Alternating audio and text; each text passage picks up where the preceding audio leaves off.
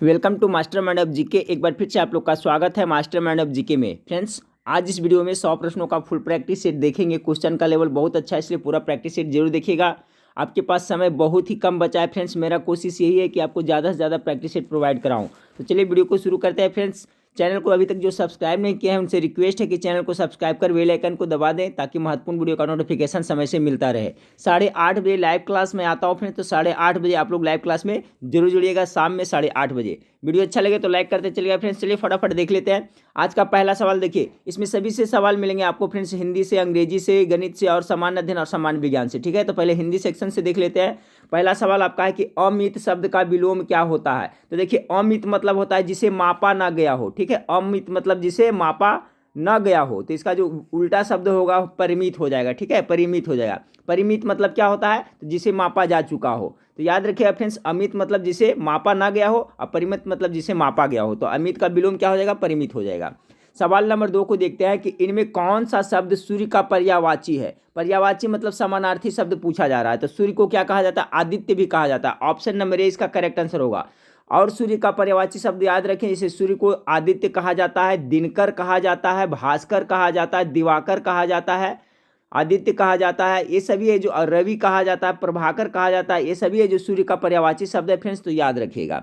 अगला सवाल, सवाल नंबर 3 को देखते हैं। सवाल नंबर 3 है, उत्पत्ति के आधार पर शब्दों के 4 भेद है। याद रखिएगा फ्रेंड्स, ये प्रश्न पूछा जा सकता है कि उत्पत्ति के आधार पर शब्द के कितने भेद होते हैं, 4 भेद होते हैं। निम्नलिखित में से कौन सा भेद गलत है। इसमें 3 भेद दिया हुआ है फ्रेंड्स, चौथा भेद है जो गलत है। तो सवाल नंबर 3 का right answer option number C हो जाए, यौगिक। यौगिक है जो आपका उत्पत्ति के आधार पर शब्द का भेद नहीं है। कौन कौन है याद कर ले, तत्सम हो गया, तद्भव हो गया, देशज हो गया और विदेशज हो गया। ठीक है, यही 4 भेद होते हैं, देशज और विदेशज। तो यौगिक कह रहा है तो गलत है फ्रेंड्स, ऑप्शन नंबर सी इसका राइट आंसर होगा। सवाल नंबर 4 को देखें, कह रहा है तरनी तनुजा तट तमाल तरुवर बहु छाए प्रस्तुत पंक्ति के रचयिता कौन है। तो 4 का जो करेक्ट आंसर हो जाएगा फ्रेंड्स, ऑप्शन नंबर ए हो जाएगा। ठीक है, भारतेंदु हरिश्चंद्र जी का है। तरनी तनुजा तट तमाल तरुवर बहु छाए किस प्रस्तुत पंक्ति के रचयिता भारतेंदु हरिश्चंद्र हैं। 4 का ए हो जाएगा। सवाल नंबर 5 को देखें फ्रेंड्स कि शब्दानुक्रम में सही वाक्य क्या है। तो सही वाक्य क्या है आपका, सवाल नंबर 5 का क्या राइट आंसर होगा फ्रेंड्स, देख ले। इसका हो जाएगा आपका वह आदमी गरीब था। आपका सही लिखा हुआ है, देख ले, वह आदमी गरीब था शब्दानुक्रम में। ठीक है, बाकी देखिए वह गरीब आदमी था, नहीं, वह आदमी गरीब था, ये सही होगा। ठीक है, ऑप्शन नंबर बी 5 का राइट आंसर हो जाएगा। सवाल नंबर 6 को देखें, कह रहा है कि इनमें से कौन सा शब्द द्विगु समास है। तो द्विगु समास का क्या होता है, प्रथम वाक्य क्या होता है फ्रेंड्स आपका, जो संख्या वाचक होता है। ठीक है, तो संख्या वाचक किस में देख ले, चतुर्भुज में है। यानी ऑप्शन नंबर डी 6 का बिल्कुल राइट आंसर होगा। द्विगु समास हो जाएगा आपका, चतुर्भुज है जो क्या हो जाएगा, द्विगु समास हो जाएगा। चलिए सवाल नंबर 7 को देखते हैं। सवाल नंबर 7 आप लोग के सामने है कि निम्नलिखित वाक्य में क्रिया विशेषण युक्त वाक्य कौन सा है। एक वाक्य दिया हुआ है जिसमें आपको क्रिया विशेषण युक्त वाक्य पूछा जा रहा है। तो देखिए जो क्रिया की विशेषता बताती है, तो देखिए इसमें आपका ऑप्शन नंबर सी देखिए, 7 का सी, वह धीरे धीरे बह रही है। ठीक है, हवा धीरे धीरे बह रही है। तो हवा बह रही है कैसे, धीरे धीरे बह रही है। देखो क्रिया इसका विशेषता बता रहा है धीरे धीरे। तो ऑप्शन नंबर 7 का सी बिल्कुल राइट आंसर हो जाएगा। अगला सवाल को लेते हैं, 8 नंबर सवाल को, कि इनमें से पुल्लिंग शब्द कौन सा है। पुल्लिंग शब्द आपको छांटना है। तो देखिए दया स्त्रीलिंग शब्द है, निर्धनता भी स्त्रीलिंग है, आपका दुर्घटना भी है जो स्त्रीलिंग, दुर्घटना घट गई, दुर्घटना हो गई। ठीक है, तो ये सब स्त्रीलिंग शब्द है। बुढ़ापा आपका पुल्लिंग शब्द है। अब बुढ़ापा आपका कौन सा संज्ञा है, तो भाववाचक संज्ञा, ये भी याद रखिएगा। अगला मनोहर शब्द में संधि कौन सा है। तो मनोहर का अति करिएगा, संधि विच्छेद करिएगा फ्रेंड्स, तो क्या होता है आपका, देखिए मनः जोड़, याद रखिएगा, हो सकता है पूछ दिया, मनः जोड़ हर, मनः जोड़ हर, इसमें देखिए आपका विसर्ग आ रहा है, यानी विसर्ग संधि का उदाहरण है मनोहर। याद रखिएगा मनः जोड़ हर होता है आपका इसका संधि विच्छेद। चलिए अब देखिए 9 सवाल था हिंदी से। अब 10वां सवाल आपका अंग्रेजी से फ्रेंड्स, तो अंग्रेजी का देख लेते हैं। कह रहा है कि choose the correct indirect speech. He said to me wait for me here. इसका हो जाएगा इनडायरेक्ट स्पीच में क्या होगा, तो 10 का राइट आंसर ऑप्शन नंबर आपका ए हो जाएगा। ठीक है, he asked me to wait for him there. सवाल नंबर 10 का जो राइट आंसर हो जाएगा ऑप्शन नंबर ए हो जाएगा। सवाल नंबर 11 को देखें। आप 11 नंबर सवाल आपका है कि select the correct passive voice. Passive voice कर रहा है, why did he deprive you of the membership. तो सवाल नंबर 11 का जो राइट आंसर होगा फ्रेंड्स ऑप्शन नंबर डी हो जाएगा। ठीक है, इसका पैसिव वॉइस करिएगा तो क्या होगा, डी होगा। देखिए why were you deprived of your membership by him, 11 number सवाल का right answer option number D हुआ था। एक्टिव से पैसिव हो सकता है, एक प्रश्न आपको पूछ दिया जाए। सवाल नंबर 12 को देखिए, ये तो ऐसा पूछा जाएगा इंग्लिश में फ्रेंड्स कि select the most appropriate antonym of the given word. Hindi में भी आपको साइनो पूछा जाता है फ्रेंड्स, और अंग्रेजी में भी पूछा जाता है, ठीक है। उसी तरह से एंटोनिम आपका हिंदी में पूछा जाएगा, अंग्रेजी में भी पूछा जाएगा। तो देखिए, सेलेक्ट द मोस्ट, आपका एंटोनिम कह रहा है ना, तो ग्लूमी, ग्लूमी मतलब क्या होता है, अंधेरा होता है, काला होता है, अंधकार होता है, तो इसका क्या हो जाएगा, ब्राइट हो जाएगा। ऑप्शन नंबर बी 12 का राइट आंसर होगा। सवाल नंबर 13 को देखिए, सवाल number 13, select the most appropriate synonym of the given word. इसका कह रहा है आपका सिनोनिम, समानार्थी शब्द। तो इंटीग्रेशन, इंटीग्रेशन 13 का मतलब क्या होता है, अखंडता होता है। तो 13 का जो राइट आंसर होगा ऑप्शन नंबर बी हो जाएगा, ठीक है। अनइफिकेशन, ऑप्शन नंबर बी इसका राइट आंसर हो जाएगा 13 का। सवाल नंबर 14 को देखिए फ्रेंड्स कि find the correctly spelled word sorry. सवाल नंबर 14 को देखें, find the correctly spelled word. सवाल नंबर 14 का जो राइट आंसर होगा फ्रेंड्स ऑप्शन नंबर डी, इस तरह से सही लिखाएगा, एम्ब्रेसमेंट, ठीक है। एम्ब्रेसमेंट मतलब क्या होता है, लज्जित का भाग होता है। तो देखिए EMBARR फिर SSMENT, एम्ब्रेसमेंट इस तरह से लिखा जाएगा। Option number D right answer, ध्यान रखिएगा फ्रेंड्स, हो सकता है पूछा जाए। सवाल नंबर 15 को देखें कि select the alternative which is the best substitute of the phrase. करा the action of offence of speaking sacrilegiously about God और सैक्रेड थिंग्स। तो सवाल नंबर 15 का राइट आंसर हो जाएगा फ्रेंड्स ऑप्शन नंबर डी, ठीक है, ब्लेसफेमी हो जाएगा, ठीक है। सवाल नंबर 15 का जो राइट आंसर होगा ऑप्शन नंबर डी हो जाएगा। सवाल नंबर 16 को देखिए, सवाल नंबर 16 है कि select the correct alternative out of the 4 options. यहाँ पर क्या भरा जाएगा, the architect was unable to, क्या हो जाएगा, स्केच, ठीक है। The architect was unable to sketch those designs, यानी ऑप्शन नंबर बी 16 का करेक्ट आंसर हो जाएगा। अगला सवाल है फ्रेंड्स आपका कि choose the word which best express the meaning of the item और फ्रेज। कर रहा है लिसास inclined to change her mind at the drop of a hat। तो at the drop of hat मतलब क्या होता है, इसका मतलब होता है तुरंत होता है, जल्दी होता है, ठीक है। तो 17 नंबर सवाल का हो जाएगा B, without stopping to think about it. 17 का right answer option number B हो गया। सवाल नंबर 18 को देखिए, सवाल नंबर 18 है find out which part of the sentence has an error, ठीक है। If sentence is free from error select no error, ठीक है। आपको एरर इसमें आपको छाटना है। यहाँ से पढ़ते रहते हैं नाइदर द प्रिंसिपल, यहाँ पर देखिए यही एरर पता चल रहा है फ्रेंड्स, और कह रहा है यहाँ पर क्या होना है, नाइदर द प्रिंसिपल, यहाँ पर नॉर होना चाहिए, और गलत हो जाएगा, यानी आपका किसमें एरर है फ्रेंड्स, तो आपका 18 का बी हो जाएगा, ठीक है। आइदर के बाद क्या नाइदर होता है ना, नाइदर के बाद नॉर होता है, तो neither the principal nor the यहाँ पर होना चाहिए, ठीक है। Coordinators has show up for the meeting, यानी यहाँ पर नॉर होना चाहिए, 18 का बी है जो गलत है। अब चलिए फ्रेंड्स सवाल नंबर 19 से देखते हैं। अब देखिए जीके जीएस से आ गया, सही कथन चुनिए। 19 नंबर सवाल का right answer option number B होगा कि लाल प्रकाश की तरंग दैर्घ्य बैगनी प्रकाश से ज़्यादा होता है। तो देखिए लाल प्रकाश की तरंग दैर्घ्य अधिक होता है फ्रेंड्स, तो इसका अपवर्तनांक फिर कम हो जाएगा, अपोजिट होता है, ठीक है। तो ये भी याद रखिएगा। तो सवाल नंबर 19 का right answer option number B होगा। सही कथन यही है कि लाल प्रकाश का जो तरंग दैर्घ्य होता है वो बैगनी प्रकाश से क्या होता है, ज़्यादा होता है तरंग दैर्घ्य। चलिए अगला सवाल को देखते हैं। 20 नंबर सवाल को देखते हैं। 20 नंबर सवाल का राय 40 डिग्री सेल्सियस का मान फ़ारेनहाइट स्केल में बदलिए। इसका फार्मूला आप लोग को पता है शॉर्ट में फ्रेंड्स, सी बटा क्या होता है, यानी सेल्सियस बटा 5 हो गया, और इक्वल टू क्या होता है एफ माइनस 32 फ़ारेनहाइट, यानी -32, और बट्टा कितना होता है 9 होता है। अब देखिए आपका जो चीज़ का कहेगा निकालने उसमें आराम से निकल जाएगा। जैसे 40 डिग्री सेल्सियस, यहाँ पर 40 पुट करिएगा मान फ्रेंड्स, यहाँ पर कितना 40 करिएगा तो एफ का मान निकल जाएगा, यहाँ 40 हो जाएगा, और इसको लाइएगा इधर तो क्या हो जाएगा, ये एफ माइनस 32 है फ्रेंड्स। तो इसको सोल्व करिएगा तो आपको सिंपल से हल हो जाएगा। तो सवाल नंबर इस पर सोल्व कर लिया। फार्मूला जरूर याद रखिएगा फ्रेंड्स, कितना C/5 equal to F minus 32/9। अब देखिए यहाँ 40 डिग्री दिया हुआ है, तो यहाँ पुट करिएगा तो इसका मान निकल जाएगा। तो 20 नंबर सवाल का जो राइट आंसर आएगा फ्रेंड्स ऑप्शन नंबर ए आ जाएगा, सोल्व करिएगा तो 104 डिग्री फ़ारेनहाइट आएगा। अगला सवाल को लेते हैं, विद्युत शक्ति की इकाई क्या है। सिंपल सा प्रश्न है कि इसका फ्रेंड्स शक्ति, विद्युत शक्ति का क्या हो जाएगा, वॉट होता है ना, ऑप्शन नंबर डी इसका बिल्कुल राइट आंसर होगा। सवाल नंबर 22 को देखिए, विद्युत मोटर में क्या होता है। इस टाइप का सवाल डायनमो और विद्युत से एक सवाल पूछा जाएगा। तो विद्युत मोटर में क्या होता है, सवाल नंबर 22 का right answer option number C होगा ना, कि जो विद्युत मोटर है वो विद्युत ऊर्जा को यांत्रिक ऊर्जा में बदल देता है, और डायनमो क्या करता है फ्रेंड्स, यांत्रिक ऊर्जा को विद्युत ऊर्जा में बदल देता है, ये भी याद रखिएगा, ठीक है। यांत्रिक ऊर्जा को विद्युत ऊर्जा में देखिए ऑप्शन नंबर डी है वो डायनमो का फंक्शन है, और ऑप्शन सी है जो आपका विद्युत मोटर का फंक्शन है। ठीक है, तो सवाल नंबर 22 का right answer option number C हो जाएगा। देखिए मैं सभी तरह का प्रैक्टिस सेट आप लोगों को करवा रहा हूँ फ्रेंड्स। ठीक है मेरे पास बहुत सारा प्रैक्टिस सेट है, सभी से मिक्स करके दे रहा हूँ फ्रेंड्स, और एग्जाम तक देते रहूँगा। उसके बाद मास्टर वीडियो आज से प्रोवाइड होगा। सवाल नंबर 23 को देखिए कि विद्युत धारा निम्न में से किस उपकरण से मापी जाती है। 23 नंबर सवाल का राइट आंसर है ऑप्शन नंबर बी। ठीक है, एमीटर से होता है। देखिए फ्रेंड्स कहते हैं कुछ लोग कि क्वेश्चन आसान और हार्ड नहीं होता है फ्रेंड्स। यदि आपको आता है तो क्वेश्चन आसान होता है, जिसे नहीं आता उसके लिए हार्ड हो जाता है। आप सभी तरह के प्रश्न पढ़ करके जाएं। सवाल नंबर 23 का राइट आंसर हो जाएगा ऑप्शन नंबर ए हो जाएगा, एमीटर के द्वारा। विद्युत धारा निम्न में से किस उपकरण से मापी जाती है? एमीटर द्वारा मापी जाती है। सवाल नंबर 24 को आइंस्टीन को नोबेल पुरस्कार किस कार्य के लिए दिया गया था? सवाल नंबर 24 का राइट आंसर हो जाएगा फ्रेंड्स ऑप्शन नंबर डी हो जाएगा। ठीक है, आइंस्टीन को जो नोबेल प्राइज दिया गया था प्रकाश विद्युत प्रभाव के लिए। ठीक है, किसके लिए? प्रकाश विद्युत प्रभाव पर कार्य करने के लिए मिला था। तो सवाल नंबर 24 का right answer option number D हो जाएगा।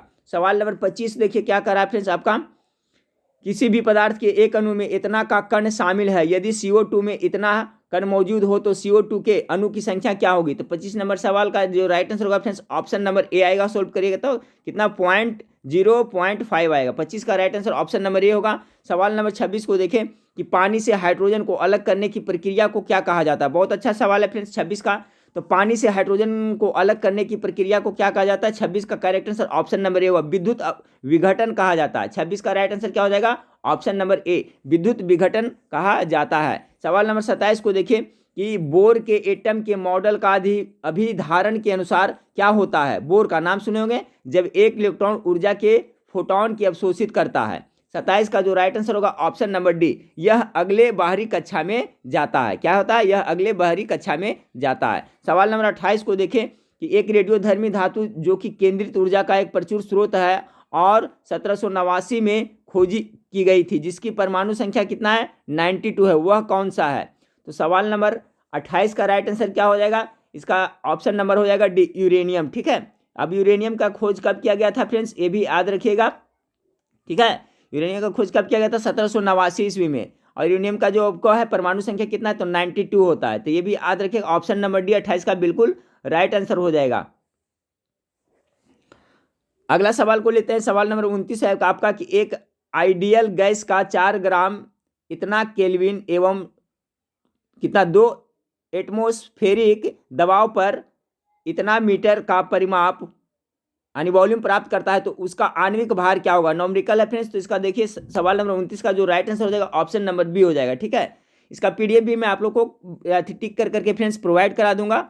टेलीग्राम ग्रुप आप लोग ज्वाइन कर लिया फ्रेंड्स। और आप लोग वेबसाइट पे बहुत कम रिस्पांस दे रहे हैं फ्रेंड्स, उस पर अच्छा प्रैक्टिस सेट है, मॉक टेस्ट है, हिंदी का प्रैक्टिस सेट, वहाँ पर जाकर के मैं बोला प्रत्येक दिन आप लोग पढ़ें। ठीक है, 10 मिनट 20 मिनट जब भी समय मिले वेबसाइट पर जाकर के पढ़िएगा। वेबसाइट का नाम आप लोग को पता होगा, GKmastermind.com हो गया, और इस वीडियो के नीचे डिस्क्रिप्शन में भी उसका लिंक दिया हुआ है, तो आप लोग जाकर अवश्य पढ़ें। चलिए सवाल नंबर 30 को देखते हैं। सवाल नंबर 30 आपका है कि क्यूप्रस ऑक्साइड में कॉपर की संयोजकता कितनी होती है? कितनी होती है? 1 होती है। ऑप्शन नंबर 1 इसका बिल्कुल राइट आंसर होगा 30 का। सवाल नंबर 31 को देखें कि किसी तत्व की संयोजकता शक्ति क्या कहलाती है? संयोजकता शक्ति यानी क्षमता क्या कहलाती है? तो 31 का राइट आंसर इसको क्या किसी तत्व के संयोजक शक्ति यानी क्या कहलाते? तो संयोजकता कहलाती है। ऑप्शन नंबर डी 31 का राइट आंसर हो जाएगा। सवाल नंबर 32 को देखें, का रेफरेंस की आपका NH4 के होल टू SO4 के एक अणु में कितने परमाणु होते हैं? 32 का right answer option number B होगा, 15 परमाणु होते हैं। सवाल नंबर 33 को देखें, किसने यह खोजा कि हर 8वें तत्व के गुण पहले के समान है? 33 नंबर सवाल का राइट आंसर हो जाएगा ऑप्शन नंबर ए, न्यूजीलैंड ने खोजा था। ठीक है, किसने? न्यूजीलैंड ने दर्शाया था आपका कि किसी 8वें तत्व के गुण पहले तत्व के समान होता। 33 का right answer option number A होगा। सवाल नंबर 34 को देखते हैं। आधुनिक आवर्त सारणी की तीसरी आवर्त और 8वीं समूह में रखी गई नोबेल गैस का नाम बताएं।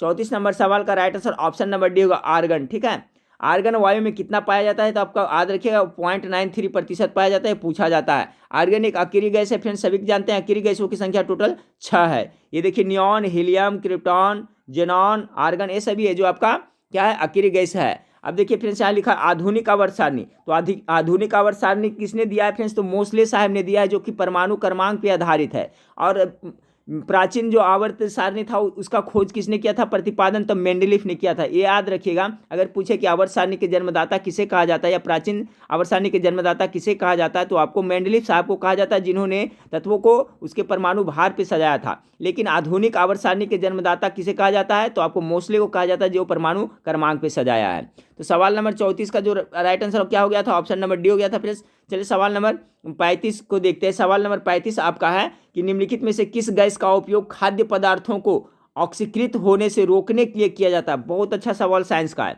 35 नंबर सवाल का right answer option number D हो जाएगा, नाइट्रोजन का किया जाता है। ठीक है, निम्नलिखित में से किस गैस का उपयोग खाद्य पदार्थों को ऑक्सीकृत होने से रोकने के लिए किया जाता है, तो ऑप्शन नंबर डी इसका करेक्ट आंसर होगा। सवाल नंबर 36 को देखें।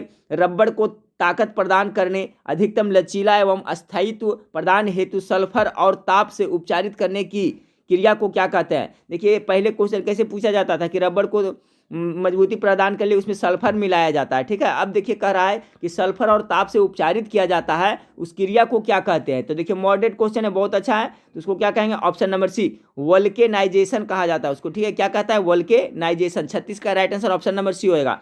सवाल नंबर 37 को देखें। सवाल नंबर 37 है कि क्लाइनफेल्टर सिंड्रोम में गुणसूत्र की संख्या कितनी हो जाती है। बहुत अच्छा सवाल। क्लाइनफेल्टर सिंड्रोम में गुणसूत्र की संख्या कितनी हो जाती है।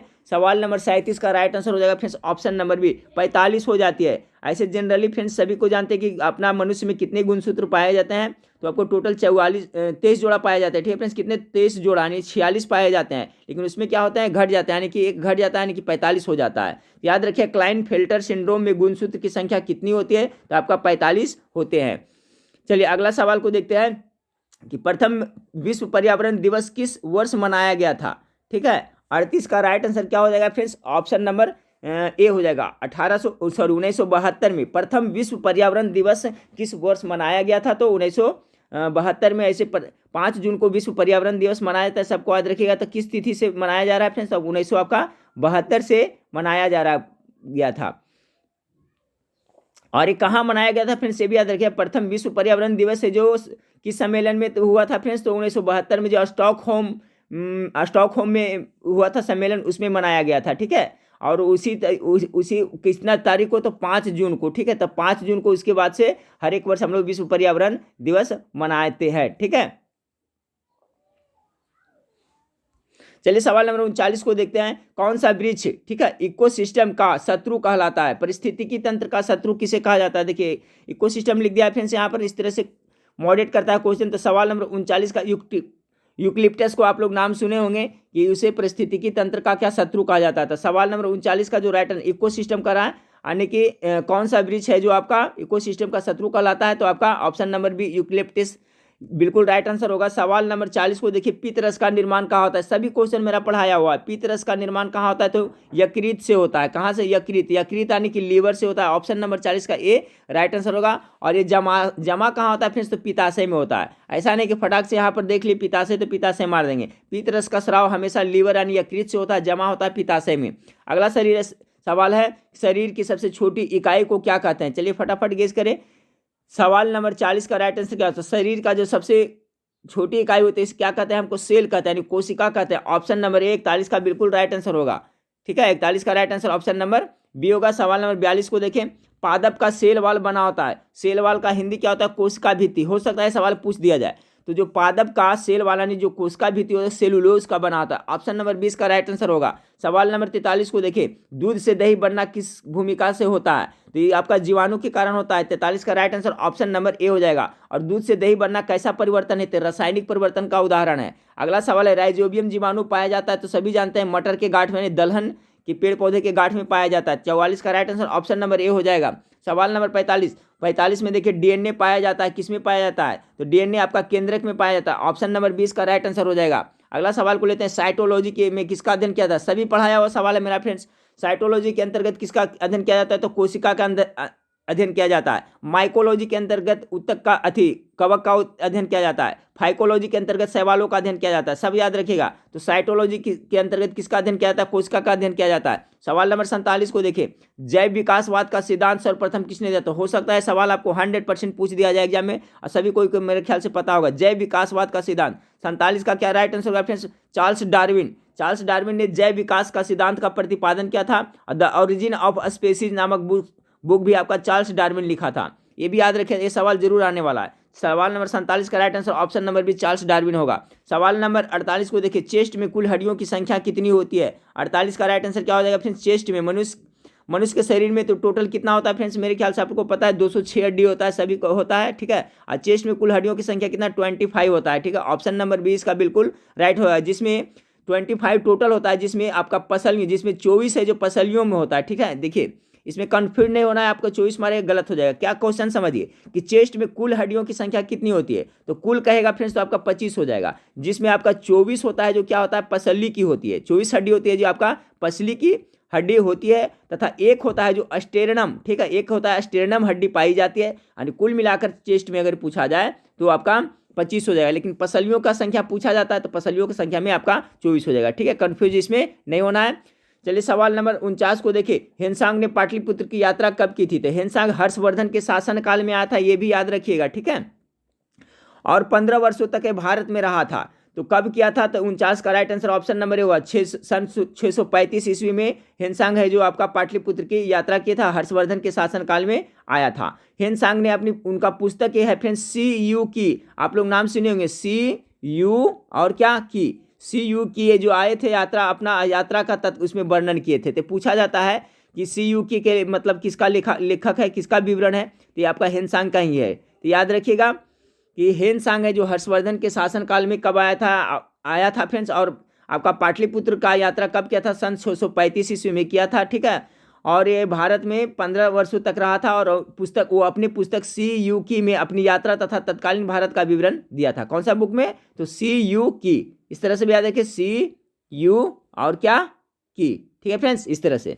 चलिए अगला सवाल को देखिए, उदंतपुर शिक्षा केंद्र निम्न में से किस राज्य में अवस्थित है? तो आपका उदंतपुर बिहार में अवस्थित है फ्रेंड्स, ऑप्शन नंबर 20 का राइट आंसर हो जाएगा। और उदंतपुर विश्वविद्यालय की स्थापना 770 ईस्वी में किसने किया था? तो गोपाल ने किया था, उदंतपुर का, ठीक है। उदंतपुर आपका जो विश्वविद्यालय है इसकी स्थापना 770 ईस्वी में गोपाल ने किया था, ये आपका बिहार में पड़ता है, याद रखिएगा। अगला सवाल, नालंदा महाविहार को आर्थिक अनुदान देने वाला शासक कौन था? बहुत अच्छा सवाल है। किसने आर्थिक अनुमान दिया था? किसने अनुदान दिया था, आर्थिक अनुदान? सवाल नंबर 51 का right answer option number A हो जाएगा, ठीक है। हर्ष, धर्मपाल एवं देवपाल ने अनुदान दिया था, आर्थिक अनुदान दिया था। चलिए सवाल नंबर 51 नंबर सवाल हो गया। फिर सवाल नंबर 52 को देखें। सवाल नंबर 52, देखिए नालंदा आपका जो विश्वविद्यालय फ्रेंड्स, ठीक है, इसका निर्माण किसने किया था फ्रेंड्स? तो आप लोग को पता है गुप्त वंश कुमार गुप्त ने किया था, और नालंदा विश्वविद्यालय को ध्वस्त बख्तियार खिलजी ने कर दिया था, ठीक है। सभी को याद होगा। सवाल नंबर 51 हो गया। 52 नंबर सवाल को देखिए। सवाल नंबर 52 आपका है कि मुंगेर यानी बिहार को अपनी राजधानी बनाने वाला पहला शासक कौन है? बहुत अच्छा सवाल ये भी है। यानी मुंगेर जो बिहार में पड़ता है उसको अपनी राजधानी बनाने वाला पाल शासक कौन है? पहला नहीं, पाल शासक कौन है? तो 52 नंबर का राइट आंसर होगा ऑप्शन नंबर बी, देवपाल। ये सवाल बहुत बार रिपीट हुआ है कि मुंगेर को अपनी राजधानी बनाने वाला पाल शासक कौन है? तो देवपाल है जो अपनी राजधानी मुंगेर बनाया था। 52 का right answer option number B हो जाएगा। सवाल नंबर 53 को देखें कि पाल शासकों द्वारा बौद्ध धर्म के किस संप्रदाय को विशेष प्रोत्साहन दिया गया है? पाल शासकों द्वारा बौद्ध धर्म के किस संप्रदाय को विशेष प्रोत्साहन दिया गया है? 53 नंबर सवाल का right answer option number Mahayana का हो जाएगा, ठीक है। चतुर्थ बौद्ध संगीति में आपका बौद्ध धर्म जो 2 भागों में बट गया था। चतुर्थ बौद्ध संगीति कनिष्क के शासन काल में कुंडलवान में हुआ था फ्रेंड्स। तो अपना हीनयान और महायान में ये 2 भागों में बट गया था बौद्ध धर्म। कौन सा संगीति में? तो चतुर्थ बौद्ध संगीति, ये भी जरूर याद रखिएगा। 53 नंबर सवाल का राइट आंसर हो जाएगा ऑप्शन नंबर ए। क्या कह रहा है कि पाल शासकों द्वारा बौद्ध धर्म के किस संप्रदाय को विशेष प्रोत्साहन दिया गया था? महायान को दिया गया था। अगला सवाल आपका 54 नंबर सवाल, किस शासक ने उदयंतपुरी में बौद्ध विहार की स्थापना की थी? 54 नंबर सवाल का राइट आंसर हो जाएगा ऑप्शन नंबर, अभी बताया फ्रेंड्स, गोपाल, ठीक है। अभी क्वेश्चन आया था तो उदयंतपुरी का में कौन किया था? गोपाल ने किया था। चलिए अगला शासक को देखते हैं। कर्नाट वंश का अंतिम शासक कौन है? ये पहले भी बता चुका हूं। 55 नंबर सवाल का राइट आंसर क्या होगा, कर्नाट वंश का जो अंतिम शासक हो जाएगा फ्रेंड्स आपका हरि सिंह हो जाएगा। कर्नाट वंश का अंतिम शासक हो जाएगा जो आपका हरि सिंह हो जाएगा। 55 का right answer option number B हो जाएगा। सवाल नंबर 56 को देखिए। सवाल नंबर 56 है, राष्ट्रीय मधुमक्खी बोर्ड के सहयोग से राष्ट्रीय डेयरी विकास बोर्ड ने विश्व स्तरीय शहर परीक्षण प्रयोगशाला की स्थापना कहाँ पर किया है। तो 56 नंबर सवाल का राइट आंसर होगा आपका गुजरात में आनंद में किया है। ऑप्शन नंबर ए में इसका राइट आंसर हो जाएगा। फिर से सुने, अच्छा सवाल है फ्रेंड्स कि राष्ट्रीय मधुमक्खी बोर्ड के सहयोग से राष्ट्रीय डेयरी विकास बोर्ड ने, ठीक है, विश्व स्तरीय शहर परिरक्षण प्रयोगशाला की स्थापना कहाँ किया है, तो गुजरात के आनंद में किया है। अगला सवाल को लेते हैं। 57 किसने विद्यार्थी विज्ञान मंथन, ठीक है, किसने विद्यार्थी विज्ञान मंथन 2020-21 का शुभारंभ किया है। सवाल नंबर 57 का जो राइट आंसर होगा फ्रेंड्स ऑप्शन नंबर बी हो जाएगा, डॉक्टर हर्षवर्धन ने किया है। सवाल नंबर 58 को देखिए। सवाल नंबर 58 आपका है, किस देश ने मंगल ग्रह के लिए अपने पहले मिशन तियानवेन-1 को सफलतापूर्वक लॉन्च किया है। सवाल नंबर 58 का जो राइट आंसर होगा फ्रेंड्स करंट अफेयर्स का है, डी हो जाएगा, ठीक है, चीन ने किया है, याद रखिएगा। सवाल नंबर 57 तो हम लोग देखिए इंपॉर्टेंट था फ्रेंड्स, क्या था कि किसने विद्यार्थी विज्ञान संस्थान 2020-21 का शुभारंभ किया था। तो 57 सवाल का राइट आंसर हो गया था option number B, doctor Harshvardhan ने। और सवाल नंबर 58 क्या है फ्रेंड्स कि किस देश ने मंगल ग्रह के लिए अपने पहले मिशन तियानवेन को सफलतापूर्वक लॉन्च किया, तो चाइना राइट आंसर होगा। ऑप्शन नंबर 58 का डी हो जाएगा। सवाल नंबर 59 को देखें, आइकॉन कैसे कमांड होते हैं। सवाल नंबर 59 का राइट आंसर हो जाएगा फ्रेंड्स ऑप्शन नंबर सी, मूर्ति होते हैं, ठीक है, मूर्ति कमांड होते हैं। आइकन होते हैं जो मूर्ति कमांड होते हैं। आइकन कैसे कमांड होते हैं, तो मूर्ति कमांड होते हैं। 59 का right answer option number C हो गया। सवाल नंबर 60 को देखिए, कह रहा है फ्रेंड्स वन स्ट्रॉ रेवोल्यूशन लिखा था, ये बुक किसने लिखा है, वन स्ट्रॉ रेवोल्यूशन, बहुत अच्छा सवाल। 60 का right answer option number D हो जाएगा, मिस नोबू फुकुओका ने लिखा है, ठीक है, थोड़ा सा नाम टेढ़ा है, याद रखिएगा। वन स्ट्रॉ रेवोल्यूशन को किसने लिखा है, तो 60 का right answer option number D होगा, मोसनोबू फुकुओका ने लिखा है। सवाल नंबर 61 को देखें, इंटरपोल का मुख्यालय कहाँ है। चलिए हो सकता है पूछ दिया जाए, तो कहाँ पड़ता है फ्रेंड्स, तो आपका लियोन्स में पड़ता है ना। इंटरपोल का मुख्यालय कहाँ पड़ता है, तो लियोन्स में पड़ता है। सवाल नंबर 61 का जो राइट आंसर होगा फ्रेंड्स ऑप्शन नंबर सी हो जाएगा। लियोन्स फ्रांस का ही एक शहर है, ये भी याद रखिएगा, ठीक है, फ्रांस का जो एक शहर है जो आपका पेरिस के अगल बगल में ही है। तो इंटरपोल का मुख्यालय फ्रांस के लियोन्स में पड़ता है, सभी को पता होना चाहिए। 61 नंबर सवाल का right answer option number C हो जाएगा। चलिए सवाल नंबर 62 को देखते हैं। सवाल नंबर 62 है कि व्हाई सोशलिज्म पुस्तक किसने लिखा है। चलिए ये बहुत बार मैं करा चुका हूँ क्वेश्चन फ्रेंड्स, तो इसका क्या हो जाएगा, व्हाई सोशलिज्म पुस्तक किसने लिखा है, तो जयप्रकाश नारायण ने लिखा। ऑप्शन नंबर डी इसका राइट आंसर हो जाएगा। देखिए जो भी प्रैक्टिस सेट देख रहे हैं फ्रेंड्स, नया जो प्रैक्टिस सेट आप लोग को मैं प्रोवाइड कर रहा हूँ, सभी में पढ़ाया हुआ क्वेश्चन ही मिलता है, तो सभी में देखिए मिली जुली है, सभी को अच्छी तरह से आप लोग कर ले। 63 नंबर सवाल है, संयुक्त राष्ट्र के नए सदस्य राज्य के रूप में शामिल किया जाने वाला नवीनतम देश कौन है। 63 नंबर सवाल ये भी देखिए कराया हुआ है, तो दक्षिण सूडान इसका करेक्ट आंसर होगा, ऑप्शन नंबर सी हो जाएगा, ठीक है। और ये नया सदस्य कब बना था फ्रेंड्स, तो दक्षिण सूडान 2011 में बना था, ये भी याद रखिएगा, ठीक है, 2011 में दक्षिण सूडान बना था। सवाल नंबर 64 को देखें, भारत राज्यों का संघ है, इंडिया राज्यों का संघ है, किस अनुच्छेद के अनुसार कहा गया है। सिंपल सा है, अनुच्छेद आपका एक ही में कहा गया है, अनुच्छेद एक में कहा गया है कि भारत है जो राज्यों का संघ है। अगला सवाल को लेते हैं, भाषा के आधार पर सर्वप्रथम किस राज्य का निर्माण हुआ था। भाषाई आधार पर कौन हुआ था फ्रेंड्स, तो इसका जो राइट आंसर होगा 65 का क्या हो जाएगा, option number B, Andhra Pradesh है जो भाषा के आधार पर सर्वप्रथम आपको राज्य का निर्माण हुआ था, तो 65 का बी हो जाएगा। सवाल नंबर 66 को देखिए, राज्य पुनर्गठन आयोग का अध्यक्ष किसे बनाया गया है। करंट आंसर बहुत अच्छा सवाल है। 66 का जो राइट आंसर होगा ऑप्शन नंबर सी, फजल अली को बनाया गया। याद रखिए राज्य पुनर्गठन आयोग का अध्यक्ष किसे बनाया गया, तो फजल अली को बनाया गया है। सवाल नंबर 67 को देखें, 1969 में मद्रास का नया नाम क्या रखा गया है। मद्रास का नया नाम 1969 में मद्रास का नया नाम क्या रखा गया है फ्रेंड्स, गेस करिए। सवाल नंबर 67 का क्या हो जाएगा,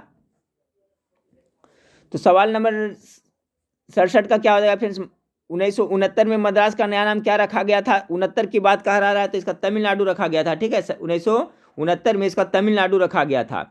तो सवाल नंबर 67 देखिए, इसमें कंफ्यूज नहीं होना है फ्रेंड्स, 1969 की बात कही जा रही है। 1969 में मद्रास का एक नाम रखा, क्या नाम रखा गया था, तमिलनाडु रखा गया था। सवाल नंबर 67 का राइट आंसर ऑप्शन ए हो जाएगा, ठीक है। चलिए सवाल नंबर 68 को देखिए, किस रियासत को विलय पत्र के द्वारा भारत में शामिल किया गया था? 68 का राइट आंसर हो जाएगा आपका कश्मीर को, ठीक है। 68 का सी, आज़ादी के समय में, ठीक है, करा किस रियासत को विलय पत्र के द्वारा भारत में शामिल किया गया था? तो आपका कश्मीर को शामिल किया गया था। तो 68 नंबर सवाल का जो राइट आंसर होगा फ्रेंड्स ऑप्शन नंबर सी हो जाएगा, बिल्कुल सही। इसमें कंफ्यूज नहीं होना है, सवाल समझें। किस रियासत को विलय, ठीक है, विलय पत्र के द्वारा भारत में शामिल किया गया था? तो आपका एक कश्मीर को ही, ठीक है। चलिए अगला सवाल को देखते हैं कि प्राथमिक शिक्षा का अधिकार का चर्चा किस अनुच्छेद में? बहुत अच्छा सवाल है फ्रेंड्स। 69 का right answer option number A हो जाएगा, ठीक है। अनुच्छेद 21 के क में आपका प्राथमिक शिक्षा का अधिकार। हो सकता है सवाल 100% आपको पूछ दिया जाए, फिर से मैं रिपीट करूंगा, याद कर लीजिए। प्राथमिक शिक्षा, ठीक है, प्राइमरी एजुकेशन का अधिकार का चर्चा किस अनुच्छेद में किया गया? तो अनुच्छेद 21 के क में किया गया, याद रखिएगा। अगला सवाल आपका कि भारत में हरित क्रांति के जनक कौन है? 50 बार मैं बताया हूँ फ्रेंड्स कि भारत में रहेगा तो MS स्वामीनाथन हो जाएगा, और नॉर्मन बोरलॉग हो जाएगा, विश्व में हो जाएगा। 70 का right answer option number A हो गया। चलिए सवाल नंबर 71 को देखें। 71 है आपका है कि भारत में बहुराष्ट्रीय कंपनियों को प्रोत्साहन देने वाली नीति कौन सी है? तो सवाल नंबर 71 का जो राइट आंसर होगा फ्रेंड्स ऑप्शन नंबर क्या हो जाएगा? ऑप्शन नंबर डी हो जाएगा। सभी भारत में बहुराष्ट्रीय कंपनियों को प्रोत्साहन देने वाली नीति कौन सी है? तो निजीकरण नीति, वैश्वीकरण नीति और उदारीकरण नीति, तीनों नीति है जो इसका सही है। ऑप्शन नंबर डी 71 का राइट आंसर होगा। सवाल नंबर 72 को देखें, संपदा कर भारत में पहली बार किस वर्ष लागू किया गया था? 72 का बहुत अच्छा सवाल है, ऑप्शन नंबर सी 1975 ईस्वी में संपदा कर भारत में पहली बार लागू किया गया था। सवाल नंबर 73 को देखें, निम्नलिखित में से कौन सा क्षेत्र भारत के सकल घरेलू उत्पाद, ठीक है, ग्रॉस डोमेस्टिक प्रोडक्ट को सर्वाधिक योगदान देता है? टॉप मोस्ट भी है सवाल अर्थव्यवस्था का, कौन सा क्षेत्र? सवाल नंबर 73 का राइट आंसर होगा फ्रेंड्स द्वितीयक क्षेत्र, ठीक है, याद रखिएगा। निम्नलिखित में से कौन सा क्षेत्र भारत के सकल घरेलू उत्पाद को सर्वाधिक योगदान देता है? इसका हो जाएगा आपका ऑप्शन नंबर सी हो जाएगा, ठीक है, आपका द्वितीयक क्षेत्र। तीन क्षेत्र होते हैं मुख्य रूप से फ्रेंड्स, तो याद रखिए। प्राथमिक क्षेत्र के अंतर्गत कृषि आता है, मछली पालन आता है, ये सब आता है फ्रेंड्स, ठीक है। द्वितीय क्षेत्र के अंतर्गत आपका उद्योग आता है, विनिर्माण आता है, ये सब आता है। और तृतीयक क्षेत्र में आपका आ गया जैसे बैंकिंग हो गया, सेवा हो गया, ठीक है, बीमा हो गया, व्यापार हो गया, ये सभी है जो आपको तृतीयक क्षेत्र में आता है। इससे भी सवाल पूछा जाता है फ्रेंड्स, तो आप लोग जरूर याद रखिएगा। तो यहाँ सवाल क्या पूछा गया कि कौन सा क्षेत्र है जो भारत के सकल घरेलू उत्पाद में? तो आपका द्वितीयक क्षेत्र है, ठीक है, ऑप्शन नंबर सी इसका करेक्ट आंसर है 73 का। सवाल नंबर 74 को देखिए। सवाल नंबर 74 है आपका, अब मैथ से है फ्रेंड्स, ठीक है, तो मैथ का सोल्यूशन तो मैडम करवा रही है, तो आपको कुछ देर बाद में मैथ का सोल्यूशन आपको मिल जाएगा। 74 का मैथ है फ्रेंड्स, 75 भी मैथ है। चलिए आगे कहाँ से जीके जीएस वहाँ से हम लोग देख लेते हैं। चलिए यहाँ से आते हैं, 84 नंबर से आते हैं फ्रेंड्स। 84 नंबर सवाल, लोनार झील कहाँ स्थित है? 50 कितना बार बताया हूँ फ्रेंड्स, लोनार झील कहाँ है? चलिए आप लोग गेस करते चलिएगा, कहाँ पड़ता है आपका? महाराष्ट्र में पड़ता है लोनार झील। अगला सवाल को लेते हैं फ्रेंड्स। और देखिए लोनार झील जो महाराष्ट्र का है वो बुलढाना जिले में पड़ता है। कभी कभी पूछा जाता है, ठीक है, कहाँ पड़ता है महाराष्ट्र में, कहाँ पड़ता है? तो आप इस जिला का नाम है ठीक है, बुलढाना जिले में पड़ता है। और ये जो लोनार झील है जो फ्रेंड्स देखा जाए तो ये आपको खारे पानी का झील है, ये भी याद रखिएगा, ठीक है। ये महाराष्ट्र में बुलढाना जिले में स्थित है और ये खारे पानी का झील है, ये भी याद रखिएगा। सवाल नंबर 85 को देखें कि निम्नलिखित में से कौन सी नदी ज्वार नदमुख, ठीक है एस्चुरी को निर्माण करती है? तो ये सवाल भी बहुत पहले पूछा जाता था, तो इसका राइट आंसर ऑप्शन नंबर ये है, नर्मदा हो जाएगा। हो सकता है सवाल पूछ दिया जाए, निम्नलिखित में से कौन सी नदी ज्वार नदमुख यानी एस्चुरी है? तो आपका नर्मदा नदी 85 का ये राइट आंसर होगा। सवाल नंबर 86 को देखें, कैबुल लामजाओ राष्ट्रीय उद्यान कहाँ स्थित है? कैबुल लामजाओ ये भी पढ़ाया हुआ मेरा सवाल है फ्रेंड्स, गेस करें। 86 का right answer option number B, Manipur में पड़ता है। कैबुल लामजाओ राष्ट्रीय उद्यान कहाँ पड़ता है? तो आपका मणिपुर में पड़ता है। बहुत अच्छा सवाल है एग्जाम के दृष्टिकोण से। हरित क्रांति का शब्द किस फसल से संबंधित है? तो सभी को पता है, गेहूं में सबसे ज़्यादा विकास हुआ था, उत्पादन में वृद्धि हुआ था। 87 का right answer option number B हो जाएगा। सवाल नंबर 88 को देखें। सवाल नंबर 88 आपका है कि निम्न में से किस स्थान पर विद्युत जल शक्ति से पैदा की जा सकती है? तो चलिए 88 का जो राइट आंसर होगा फ्रेंड्स मुट्टूर में हो सकता है, ठीक है, मुट्टूर में विद्युत जल शक्ति से विद्युत पैदा की जाती है, ठीक है। जबकि आपका फ्रेंड्स आपका तूतीकोरिन हो गया और नेइवेली हो गया, ठीक है, ये सभी है जो कहाँ, ये नौर हो गया, ये सभी में क्या होता है? तापीय शक्ति से विद्युत उत्पन्न पैदा होता है। सवाल को समझिएगा फ्रेंड्स, ठीक है। देखिए इस तरह से भी क्वेश्चन पूछा जाएगा, निम्न किस स्थान पर विद्युत जल शक्ति से पैदा होता है? तो देखिए आपका नेइवेली, एनौर और तूतीकोरिन में जो विद्युत पैदा होता है वो क्या होता है, ताप से होता है, तापीय शक्ति से विद्युत उत्पादन होता है। जबकि मुटूर, ठीक है, मुटूर में है जो विद्युत है जो आपका जल शक्ति से पैदा होता है। तो ये आप लोग जरूर याद रखिएगा। 88 नंबर सवाल हो गया फ्रेंड्स। अब 89 नंबर सवाल को देखें।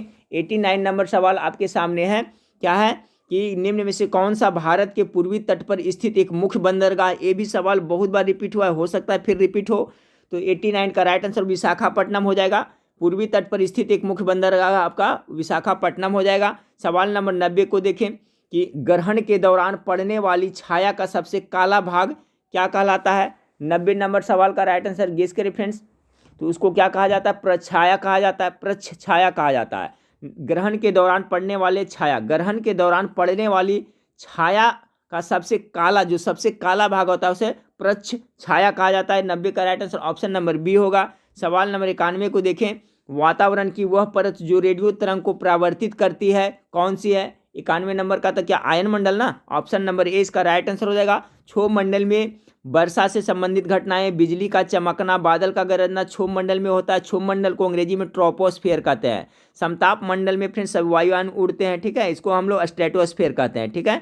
आयन मंडल से क्या होता है, रेडियो तरंग परावर्तित होता है। ऑप्शन नंबर 91 का ये राइट आंसर होगा। जो बताए वो भी याद रखें। सवाल नंबर 92, काली मिट्टी मुख्यतः किस फसल के लिए, तो बहुत बार बताएं काली मिट्टी कपास के लिए है। सबसे ज़्यादा काली मिट्टी कहाँ पाया जाता है, तो आपका महाराष्ट्र में पाया जाता है। और ये फ्रेंड्स आप सब चाय के लिए कौन मिट्टी है, कॉफ़ी के लिए कौन मिट्टी, सबका कॉन्सेप्ट क्लियर रखिएगा। इससे किस तरह से प्रश्न पूछेगा किसी को पता नहीं। देखिए फ्रेंड्स, मैं इतना ही जानता हूँ कि ना तो आप जानते हैं ना मैं जानता हूँ कैसा सवाल पूछेगा। हाँ, मेहनत करके जाएंगे, ज़्यादा प्रैक्टिस सेट करके जाएंगे फ्रेंड्स, तो क्वेश्चन को किसी तरह से घुमा करके पूछे, आप हल करके जरूर आइएगा। चलिए सवाल नंबर 93 को देखें। 93 आपका है सवाल नंबर क्या है कि आपका मिलान करने के लिए क्या कहा गया है फ्रेंड्स। तो देखिए सब पढ़ाया हुआ है, आपका 93 का मिलान करना है। 93 का आपको मिलान करना है। कह रहा है कि एक साइड में आपका ऋग्वेद का उल्लेखित नाम है और उसका एक प्राचीन नाम है फ्रेंड्स, इधर आधुनिक नाम है। तो आपको सुमेलित करना है। 93 के देखिए मिला लीजिए, यहीं से आप मिला लीजिए फ्रेंड्स। आपका पुरुषनी को रावी नदी, देखिए 2-3 दिन पहले जो मैं वीडियो और आप लोग से कमेंट करके भी आप लोग ने जवाब दिया था। पुरुषनी है जो किसका, रावी हो गया फ्रेंड, पुरुषनी का रावी, यानी पुरुषनी है जो प्राचीन नाम है, इसका आधुनिक नाम क्या हो गया, रावी हो गया। फिर देखिए सतलज का है, सतुद्री है जो प्राचीन नाम है, आधुनिक नाम सतलज हो गया। आस्किनी का है फ्रेंड्स, तो देखिए आस्कनी का है जो चिनाब हो गया। और विपाशा का व्यास, यानी कि बिल्कुल सही लिखा हुआ है, ठीक है। जो सीक्वेंस लिखा हुआ है फ्रेंड्स सही लिखा हुआ है, यानी कि ए का 1, बी का 2, सी का 3 और डी का 4 सही लिखा हुआ है। तो ये याद रखिएगा, पूछा जाता है। एक बार फिर से देख लीजिए, पुरुषनी का है जो नया नाम रावी हो गया, सतुद्री का नया नाम सतलज हो गया, और आस्किनी का नाम चिनाब हो गया, और विपाशा का नया नाम व्यास हो गया। तो ऑप्शन नंबर 93 का क्या ये हो जाएगा, 1 2 3 4, ठीक है। देखिए 1 2 3 4 यहाँ पर दिया हुआ है ना, 1 2 3 4 ऐसा ही हो जाएगा। सवाल नंबर कितना हो गया फ्रेंड्स, अभी हम लोग देख लिए 93 देख लिए ना। अब 93, अब 94 को देखें। 94 भी आपका सुमेलित करने के लिए दिया हुआ है फ्रेंड्स, ठीक है। एक साइड में आपका प्रांत है, दूसरे साइड में राजधानी है। तो 94 का राइट आंसर क्या होगा, देखिए यहाँ पर आप लोग गेस करिएगा 94 फ्रेंड्स। यहाँ पर तो झपर जा रहा है। तो 94 का जो राइट आंसर है फ्रेंड्स ऑप्शन नंबर सी, देखिए ऑप्शन नंबर सी दे रहा है, ठीक है। 94 का right answer option number C, यानी ए का 4 दे रहा है, बी का 3 दे रहा है। तो ए का 4 देख लें, ए का 4, ए का 4 यानी कि उत्तरापथ का ए का 4 यानी कि आपका पाटलिपुत्र हो गया, ठीक है। उसके बाद में बी का कितना दे रहा है, आपका 3 दे रहा है। तो बी का 3 यानी दक्षिणापथ का क्या हो जाएगा, दक्षिणापथ का उज्जैनी हो जाएगा। उसके बाद में सी का आपका 2 दे रहा है, यानी कि अवंती राष्ट्र, ठीक है। अवंती राष्ट्र का कहाँ अवंती राष्ट्र का हो जाएगा आपका सुवर्णगिरी हो जाएगा। बच गया क्या फ्रेंड्स, प्राची यानी पूर्वी प्रदेश, तो इसका क्या हो जाएगा आपका तक्षशिला हो जाएगा। तो याद कर ले फ्रेंड्स इसको, ठीक है। एक बार फिर से देख ले, एक का उत्तरापथ का कहाँ हो जाएगा, पाटलिपुत्र, सुनते चलेगा। एक का उत्तरापथ का पाटलिपुत्र हो गया, दक्षिणापथ का आपका हो गया उज्जैनी हो गया। उसके बाद में अवंती राष्ट्र का हो गया आपका सुवर्णगिरी हो गया। और बच गया फ्रेंड्स आपका प्राची का कहाँ हो गया, तो तक्षशिला हो गया। यानी ऑप्शन नंबर 94 का सी जो करेक्ट आंसर हो जाएगा। सवाल नंबर 95 को देखें। कह रहा है कि कश्मीर पर लगभग 50 वर्षों तक शासन करने वाली रानी दीदा, याद रखिएगा फ्रेंड्स ये सवाल, रानी दीदा मूल रूप से किस वंश की राजकुमारी थी। रानी दीदा देखिए कश्मीर पर कितना लगभग 50 वर्ष तक शासन की थी, कौन, रानी दीदा। वो किस वंश से संबंधित थी। 95 का राइट आंसर ऑप्शन नंबर हो जाएगा बी, उत्पल वंश से संबंधित थी। 95 का right answer option number B हो जाएगा। सवाल नंबर 96 को देखें। कह रहा है फिरोज तुगलक द्वारा स्थापित दार उल साफा क्या था। तो सवाल नंबर 96 का जो राइट आंसर होगा ऑप्शन नंबर बी, यह क्या था, एक खैराती अस्पताल था। याद रखिए फ्रेंड्स, फिरोज शाह तुगलक द्वारा स्थापित दार उल सफा क्या था, तो एक खैराती अस्पताल था। 96 नंबर सवाल। अब सवाल नंबर 97 को देखिए फ्रेंड्स।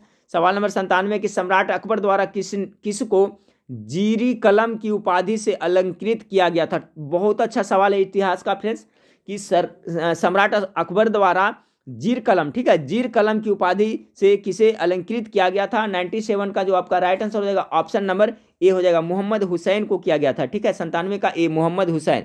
चलिए सवाल नंबर 98 को देखें। भारत में डाक व्यवस्था शुरू करने वाला ब्रिटिश गवर्नर जनरल कौन था। तो इसका क्या हो जाएगा आपका, लॉर्ड डलहौजी ने है जो डाक व्यवस्था शुरू किया था। फ्रेंड्स याद रखिएगा, लॉर्ड डलहौजी के शासनकाल में ही आपका ट्रेन चला था। ठीक है, आपका फिर डाक व्यवस्था भी किया गया था लॉर्ड डलहौजी के शासनकाल में। 98 का जो right answer option number A होगा। 99 नंबर सवाल को देखें कि निम्नलिखित में से किसने 1857 के विप्लव यानी विद्रोह को प्रथम भारतीय स्वतंत्रता संग्राम युद्ध की संज्ञा दी थी। बहुत अच्छा सवाल है। तो 99 कौन, वीर सावरकर ने कहा था। देखिए 1857 का जो आपका मेरठ से शुरू हुआ था सिपाही विद्रोह फ्रेंड्स, ठीक है, जिसका नेता कौन थे, तो आपका नायक कौन थे, तो मंगल पांडे थे। ठीक है, तो मंगल पांडे एस भी याद रखिएगा। तो उसको मतलब किसने प्रथम भारतीय स्वतंत्रता युद्ध की संज्ञा दी थी, तो वीर सावरकर ने दी थी, याद रखिएगा। चलिए फ्रेंड्स इस वीडियो को लास्ट सवाल को देखते हैं।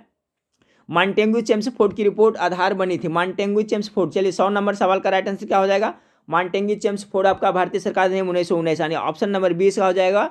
और मार्लेमोंट सुधार 1909 होगा। ठीक है फ्रेंड्स याद रखिएगा। तो सवाल नंबर 100 का जो राइट आंसर होगा क्या हो जाएगा, कह रहा है मॉन्टेग्यू चेम्सफोर्ड की रिपोर्ट आधार बनी थी, कब बनी थी, तो 100 नंबर सवाल का राइट आंसर हो जाएगा फ्रेंड्स आपका ऑप्शन नंबर कितना बी हो जाएगा, 1919 में। ठीक है, अब आपका मार्लेमोंट सुधार एक्ट जो कब पारित हुआ था, तो 1909 में पारित हुआ, ये भी याद रखिएगा। और इससे संबंधित देखिए प्रश्न क्या है, 1900 भारत सरकार अधिनियम 1935। इसमें देखिए बहुत सारा थोड़ा डिस्क्राइब मैं कर देता हूँ। अगर सवाल आपसे पूछा जाए फ्रेंड्स कि प्रांत में द्वैध शासन का शुरुआत किस अधिनियम के तहत हुआ था, बहुत इंपॉर्टेंट है, पक्का एग्जाम में पूछा जाएगा।